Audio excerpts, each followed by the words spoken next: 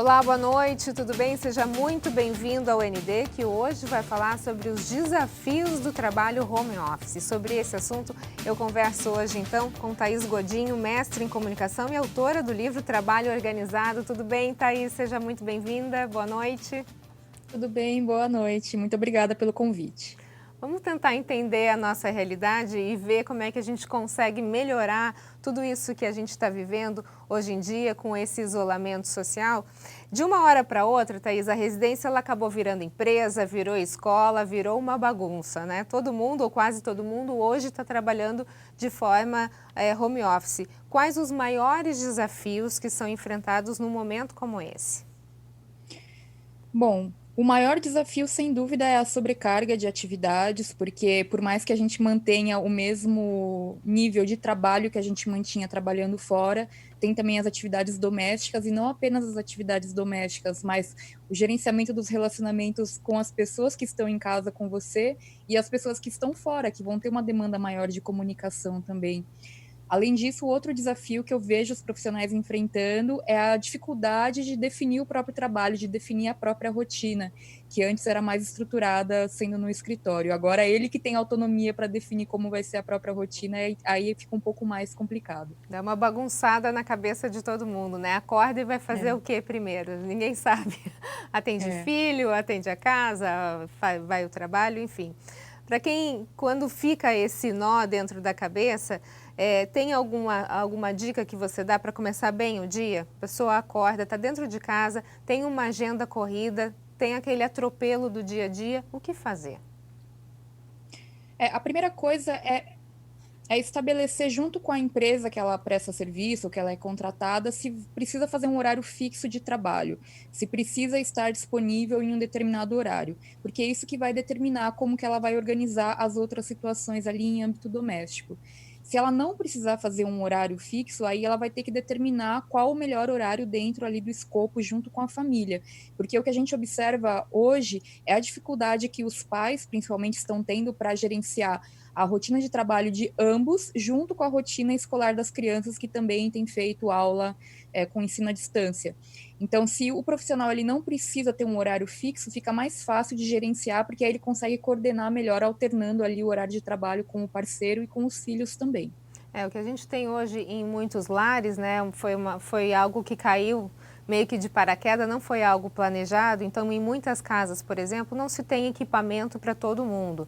Então, eu tenho um pai que está de home office, a mãe que está de home office, as crianças também precisam de equipamentos para as aulas online e, às vezes, a estrutura da casa não comporta tudo isso, né? Então, de certa forma, tem a dificuldade dos aparelhos tecnológicos, da própria internet, às vezes, que tem que ser dividida por vários pontos, e a própria questão da produtividade, né? Então, nesse momento, Thaís, como garantir o mínimo de produtividade num caos, num caos desse tipo? Como a gente não sabe exatamente quanto tempo vai durar essa situação, é importante que cada um providencie as melhores estratégias dentro dos recursos, especialmente financeiros que tem. Então, se cada pessoa da casa que tem essa demanda puder ter o seu próprio dispositivo, já facilita bastante. Eu sei que não é possível para todo mundo, mas se for possível, já ajuda bastante. Outra coisa que facilita é ter 2 planos de internet. Eu sei que pode parecer um custo a mais no momento, mas ajuda bastante você ter pelo menos 2 planos de internet que fiquem um disponível só para o seu trabalho e outro para o restante da casa, porque assim você não sobrecarrega a internet. Então, se for possível, é uma estratégia que cada profissional pode ter.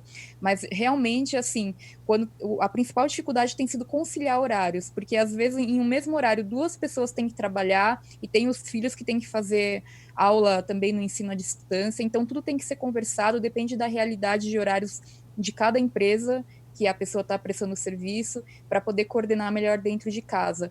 Mas, de modo geral, eu tenho observado que as empresas têm compreendido essa situação e muitas vezes permitido que o funcionário mude um pouco seu horário devido a esses desafios mesmo de gerenciar vários dispositivos e internet em casa. Dentro desse quesito ainda de produtividade, É possível a gente estabelecer limites dentro da família? Por que se fala isso? Às vezes, principalmente relacionados mais às mães, né, os filhos eles não têm aquele limite, às vezes não entendem que naquele momento é como se a mãe não estivesse dentro de casa, ela está trabalhando. Então, às vezes, ela fica sendo requisitada o tempo inteiro durante o seu trabalho. Para a gente ter um mínimo de produtividade no home office, quando se trabalha com a família inteira junto, precisa estabelecer esses limites, Thaís? Sem dúvida, isso depende de alguns fatores. Em primeiro lugar, a estrutura familiar. Vai ser diferente uma mãe solteira com mais de um filho, vai ser diferente um casal, por exemplo, que consegue dividir essas atribuições com os filhos. E depende também da idade das crianças. Então, um bebê recém-nascido vai ter necessidades diferentes de uma criança de 4 anos, que vai ser diferente de uma criança de 10 anos, por exemplo. Porque as crianças maiores, elas conseguem ter um pouco mais de autonomia nas suas próprias atividades. Então, você pode estabelecer regras. Por exemplo, eu tenho um filho de 10 anos, então a gente já conversou por aqui que quando a mamãe estiver com a porta do home office fechada é porque está em reunião, porque não pode ser interrompida, ou quando eu estou fazendo algum trabalho que demande concentração, eu coloco um fone de ouvido, porque mesmo com a porta aberta, ele vê que eu estou com fone de ouvido, ele não me interrompe, a não ser que seja uma urgência real. Né? E claro que isso depende também de o meu marido ficar dando apoio para ele enquanto estou pelo menos com portas fechadas. Mas isso porque a minha estrutura familiar permite essa configuração. E depende muito então da idade das crianças. É importante para todos os pais entenderem e acima de tudo as empresas entenderem essa realidade dos pais para não cobrarem coisas que não são possíveis dos pais fazerem, porque o pai ou a mãe estando trabalhando em casa, as crianças, por mais que elas entendam essa realidade, as crianças também têm demandas emocionais que os pais precisam aplacar nesse momento, né? Nem todas as crianças têm recursos internos para lidar com essa ansiedade, com a situação, com o tédio, muitas vezes. Então, a demanda aos pais vai ser maior nesse sentido, porque os pais estão em casa, as crianças sentem mais a presença, então vão demandar mais, vão interromper. Mas eu arrisco dizer que é o mesmo nível de interrupção ou um pouquinho pior do que você tem trabalhando no escritório, que você também tem interrupções da equipe. Então tem que ver como que as empresas já costumam lidar com interrupções dos colegas de trabalho e aí em casa procurar, entendendo a realidade de cada família, trazer um pouquinho dessa política de interrupções e conversar cada um com a sua empresa para conseguir gerenciar da melhor maneira possível. Mas sim, estabelecer algumas práticas em casa, de acordo com a realidade de cada um, para conseguir ter um mínimo de concentração naqueles momentos que precisam de concentração. Mas também entender que não dá para ficar o dia inteiro fechada em um espaço, sabendo que tem uma realidade ali fora, os filhos precisando de você, outras pessoas que moram na mesma casa também, porque é uma realidade diferente. A gente não pode se cobrar um normal, sendo que a gente não está numa realidade normal. Todo mundo tem que ceder um pouquinho, né? É. A gente vai para um rápido intervalo e na sequência a gente continua a falar sobre os desafios do trabalho home office. Eu volto já já. O ND está de volta e o nosso assunto de hoje são os desafios do trabalho home office. Eu converso com a Thaís Godinho, mestre em comunicação e autora do livro. Thaís, a gente está falando sobre a produtividade dentro de casa e aí eu gostaria de saber de você, é importante a pessoa se arrumar quando ela acorda para trabalhar? Porque às vezes muita gente acha porque está trabalhando dentro de casa, passa o dia inteiro de pijama. E aí de vez em quando a gente tem até os memes da internet, dessas reuniões que se tem muitas vezes, né, pelos aplicativos, a parte de baixo meia descompensada da parte de cima, criança passando atrás, cachorro, enfim. Qual que é a sua dica? Precisa se arrumar? Olha, eu não diria que precisa necessariamente se arrumar, porém, você ter esse ritual de acordar, trocar de roupa, colocar uma roupa como se você fosse sair para trabalhar, uma roupa confortável, claro, mas um pouquinho mais arrumada ou diferente da roupa que você dormiu, do seu pijama, te ajuda a se colocar num estado mais preparado para enfrentar qualquer coisa que venha por aí, ali ao longo do seu dia.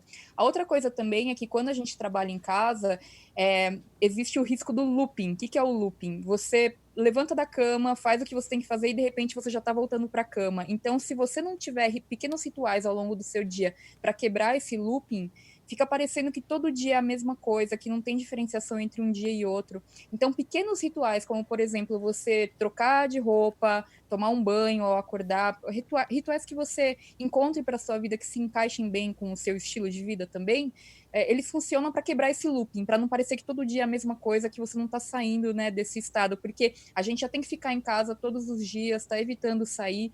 Então, tudo que a gente puder fazer para criar esses pequenos espaços e diferenciações de um momento para o outro no dia são válidos. Agora, esse looping que você está falando, eu acho que muita gente acaba vivenciando nesses dias, porque a impressão que a gente tem é que as pessoas elas não estão diferenciando, às vezes, nem os dias da semana, nem os feriados, e parece que a gente está trabalhando muito mais do que quando trabalhava fora de casa. Não sei se é uma impressão ou se isso realmente está acontecendo. Como as pessoas não têm mais aquele horário a ser cumprido, quem está em casa precisa trabalhar e a demanda vai vindo e aí parece que não tem fim.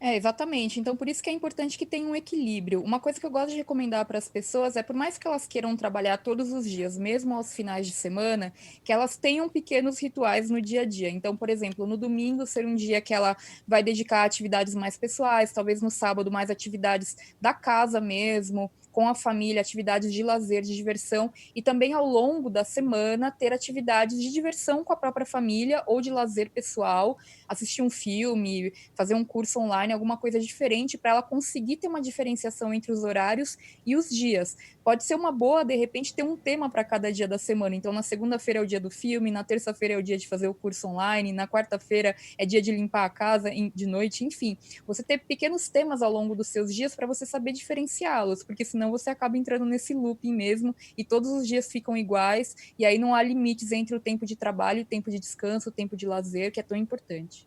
Agora, você que é especialista em trabalho organizado, e aí eu imagino que não seja só um trabalho home office, mas coisas relacionadas à casa, uma vida organizada de uma forma geral, né, Thaís? O que você pode orientar os telespectadores que hoje estão vivendo, antes de repente tinham a ajuda de uma funcionária, uma secretária do lar, hoje está todo mundo se vendo sozinho, com um acúmulo de funções, uma casa completamente bagunçada. Tem resolução para isso ou é sentar e chorar? Bom, em primeiro lugar é aceitar que a situação mudou, que a gente não está vivendo na nossa situação normal. Então, é perfeitamente ok você se sentir frustrado, sentir que tem muita coisa acontecendo, muita coisa para fazer e que não dá conta de tudo. Então, todo mundo está se sentindo assim, todo mundo está se sentindo sobrecarregado. O que eu costumo recomendar para as pessoas é que elas tenham uma lista do mínimo viável diário para fazer tanto no trabalho quanto em casa, nas tarefas domésticas, que não deixam de ser trabalho. Então, aquilo que você não pode deixar de fazer todos os dias, tanto no seu trabalho quanto em termos de atividades domésticas, para a casa não cair, literalmente, né? Para não deixar a sua peteca cair também. Então, aquilo que tem que ser feito todos os dias, independente do seu ânimo, porque tem dias que você vai estar mais sobrecarregado no trabalho, tem dias que você vai estar mais desanimado, e isso é normal na situação que a gente está vivendo. Então, quais são aquelas coisas mínimas que você tem que garantir todos os dias funcionando? Então, por exemplo, em casa, pode ser cuidar da comida, cuidar da roupa, né? Cuidar da arrumação básica, da limpeza, trocar as lixeiras, tudo aquilo que você tem que fazer todos os dias, independente do que aconteça. Não quer dizer que você só vai fazer esse mínimo, mas você tendo esse mínimo listado, isso te dá uma certa sensação de controle para você não se sobrecarregar fazendo outras coisas. Então, assim, o mínimo você garante, a casa continua funcionando mesmo com tudo que está acontecendo, e a mesma coisa vale para o seu trabalho. Então, verificar aquilo que você tem que fazer todos os dias, mas que seja um mínimo viável, para você não se sobrecarregar, para você não ter ali uma lista de tarefas que vire uma lista de desejos e que vai acabar só te deixando frustrado porque você não está conseguindo cumpri-la todos os dias. Esse é o ponto importante, né, Thaís? Porque às vezes quando a gente faz uma lista de tarefas interminável, acaba o dia, você continua com a lista um pouco maior às vezes, e aquela sensação de alívio que você faz quando dá o ticket, que cumpriu aquela tarefa, acaba virando em frustração. Você acaba o dia com uma lista muito maior de pendências. Então, é possível a gente organizar mentalmente o nosso dia de uma forma que ele seja possível de ser executável? Sim, é importante saber que a gente sempre vai ter mais coisas para fazer do que tempo disponível para fazê-las. Isso é normal. A gente começa o dia com uma lista de 8 coisas e termina com 18. né? Então as coisas vão chegando e a gente sempre vai ter bastante coisa para fazer. A importância de você colocar isso no papel, e quando eu falo papel, pode ser em um caderno, como pode ser em um aplicativo no celular, realmente tanto faz, é tirar da sua cabeça. A importância disso é que você não fica tendo que lembrar de coisas, porque isso torna a sua mente mais exausta ao longo do dia, então você não precisa se preocupar com o que você já listou, porque está em outro lugar fora da sua mente. Esse é o primeiro ponto que te ajuda a ficar menos cansado. E o outro ponto é, a lista ela não é uma obrigatoriedade, você vai listar ali coisas que você precisa ou que você quer fazer, mas ela vai servir como uma referência para você. Então você vai olhar ao longo do seu dia para determinar o que é prioridade para você e aí ir trabalhando em cada uma dessas prioridades. Porque da forma como a coisa está hoje em dia, de um dia para o outro, as prioridades mudam muito rápido. Então você tem que ter isso listado em um lugar confiável que você possa acessar diariamente e determinar quais serão as suas prioridades para aquele dia, que pode mudar de um dia para o outro e nunca deixam de chegar mais demandas. Então você tem que ter isso listado em algum lugar para isso não ir para sua cabeça, que só vai te sobrecarregar mais. Ok, a gente vai para um rápido intervalo e na sequência mais um pouquinho sobre os desafios do trabalho home office. Eu volto já já. O ND está de volta e o nosso assunto de hoje são os desafios do trabalho home office. Sobre esse assunto eu converso com a Thaís Godinho, mestre em comunicação e autora do livro Trabalho Organizado.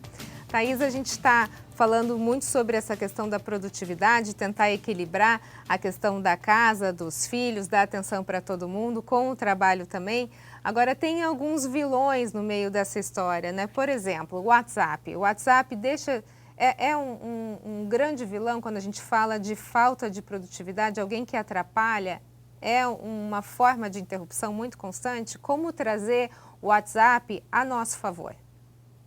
Ótima pergunta, porque, de modo geral, as tecnologias em si não são culpadas de nenhum tipo de sobrecarga, é a forma, o nosso comportamento humano com relação a elas. Então, é muito importante que cada pessoa entenda qual que é a natureza do seu trabalho, porque algumas pessoas que trabalham com atendimento, muito provavelmente vão precisar ficar com o WhatsApp sempre ligado para poder atender os clientes, as pessoas que entram em contato. Mas nem toda pessoa precisa ficar respondendo o WhatsApp assim que ele chega. Se esse for o seu caso, a minha recomendação é que você até desligue as notificações para você conseguir trabalhar com concentração e ali a cada intervalo, que seja a cada 15 minutos que você parou uma atividade concentrada, você verifica o seu WhatsApp para responder o que for uma demanda mais urgente. Uma outra dica que eu gosto de dar é saber estabelecer o que deve ser contato pelo WhatsApp e o que deve ser contato por outros meios. Porque às vezes as pessoas entram em contato pelo WhatsApp quando deveriam fazer um telefonema, porque é uma situação mais urgente, e elas ficam aguardando uma resposta que às vezes demora para vir e acaba prejudicando o fluxo de trabalho do outro lado. Outras mensagens, pelo contrário, podem levar um pouco mais de tempo para responder, talvez seja melhor você contatar a pessoa por e-mail. Então, é entender qual que é a política de comunicação entre os seus diversos pares para ver o que vai pelo WhatsApp. Será que eu tenho que responder imediatamente assim que chega? Então, tendo essa política entre os colegas de trabalho, entre as pessoas que trabalham com você, para estabelecer qual vai ser o uso correto do WhatsApp, porque para cada trabalho vai ter uma demanda diferente. Aquele profissional que precisa atender pelo WhatsApp vai ter que ficar ali com o WhatsApp sempre ligado e atendendo toda a notificação, mas outros profissionais não precisam. Então, talvez manter as notificações habilitadas possa até atrapalhar a concentração ao longo do dia, porque o que eu tenho observado é que tem aumentado muito mais o fluxo de mensagens agora que está todo mundo em home office. E isso pode ser um problema, porque sobrecarrega ainda mais as pessoas. Com certeza. Dentro ainda desse ponto de interrupções, muita gente foi pega de surpresa, não dominava várias ferramentas e agora precisa saber tudo de tudo que acontece tecnologicamente. E às vezes, no nosso trabalho home office, a gente também é interrompido para poder assessorar algum colega que de repente não conhece o aplicativo que precisa ser utilizado em determinada reunião. Tudo acaba virando um grande desafio, né? Que orientações você dá a respeito desse tipo de interrupção, que é uma interrupção colaborativa, na verdade, né? E necessária para que haja um fluxo tranquilo do trabalho? É verdade. Eu acho que é sempre importante ter um plano B. Então, se por acaso a empresa for fazer uma reunião via alguma ferramenta que já é usada para reuniões e webconferências, sempre ter um plano B. Então, se um profissional não conseguir acessar, como que ele pode fazer? Ele pode telefonar, ele pode fazer uma ligação por vídeo. Qual seria o plano B caso não consiga? Porque tem reuniões que acabam sendo atrasadas ou remarcadas por conta disso. Esse é um primeiro ponto. O segundo ponto é a própria empresa ou o profissional que identificar que que tem essa demanda pode criar algum tutorial ou buscar algum tutorial na internet com um passo a passo para passar para os seus colaboradores, para que eles possam entender como funciona aquilo. E o outro ponto também, se for a primeira vez que você for usar uma ferramenta, acessar antes, pesquisar, ver como funciona, se demanda instalar algum aplicativo no celular para fazer esse uso, quais são os requisitos de tecnologia que eles precisam ter para poder acessar. Então, são algumas estratégias que a gente vê que funcionam bem aí para os profissionais. A gente está no final do nosso programa, gostaria só de te dar a oportunidade, Thaís, você tem algum curso, quem quiser se organizar? Olha, eu tenho bastante conteúdo criado assim na internet, eu tenho um canal no YouTube, você pode me procurar lá como Thaís Godinho Vida Organizada, onde eu falo bastante, todos os dias crio aulas, tutoriais em vídeo para o pessoal se organizar.